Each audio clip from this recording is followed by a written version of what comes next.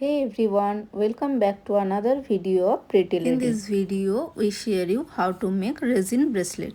पिछला वीडियो में हमने बताया था क्या क्या मटेरियल्स लगता है। तो लेट्स स्टार्ट। ফার্স্টে নিয়ে নেব একটা ইউভি টেপ। ইউভি টেপটা দেন সাইজ করে কেটে নেব।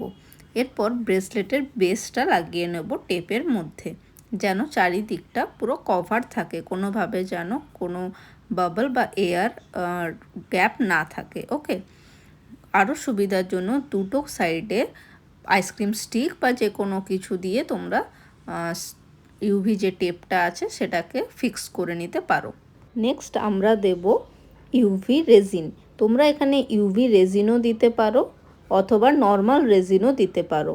নর্মাল রেজিন দিলে সেটা টাইমিংটা অনেকটা লাগবে, বাট ইউভি রেজিনের ক্ষেত্রে জিনিসটা খুব তাড়াতাড়ির মধ্যে একদম রেডি হয়ে যাবে।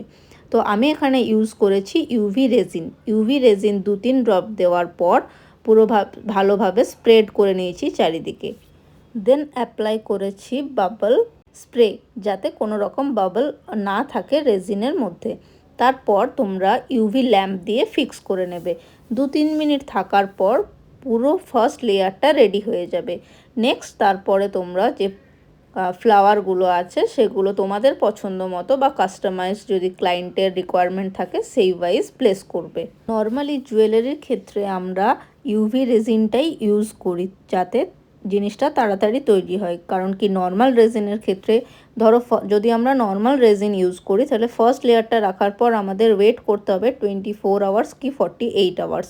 তো অনেকটা লেন্দি প্রসেস হয়ে যাবে, বাট ইউভির ক্ষেত্রে সেটা 15 থেকে 20 মিনিটের মধ্যে পুরো প্রসেসটা রেডি হয়ে যাবে।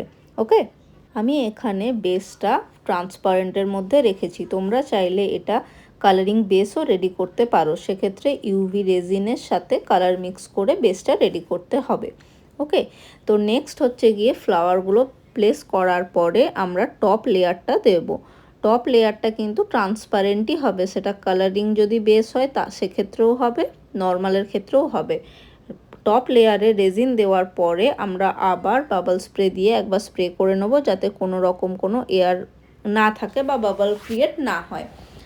টপ লেয়ারটা একদম ওভাল একটা ওয়াটারি শেপ যেরকম হয় ওই রকম টাইপের হবে।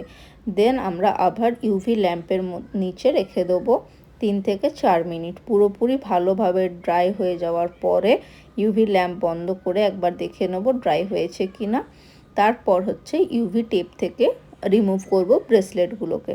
আচ্ছা, আরেকটা জিনিস বলে রাখি, সেটা হচ্ছে আমি এখানে যে আইসক্রিম স্টিক দিয়ে স্প্রেড করছি, তোমরা চাইলে এটা সিলিকন স্টিকও পাওয়া যায়, সেই সিলিকন স্টিক দিয়েও স্প্রেড করতে পারো। ওকে, তো ইউভি টেপ দিয়ে আস্তে আস্তে পুরোটা রিমুভ করে নেবো। যদি আরেকটা জিনিস হচ্ছে ইউভি টেপটা যদি পুরোপুরি ক্লিয়ারভাবে উঠে যায় তাহলে জানবে একদম সুন্দরভাবে হয়ে গেছে, আর যদি কোনো কারণে একটু একটু রয়ে যায় তাহলে হচ্ছে গিয়ে এখনও ভালোভাবে শুকায়নি। Now it's time to final result.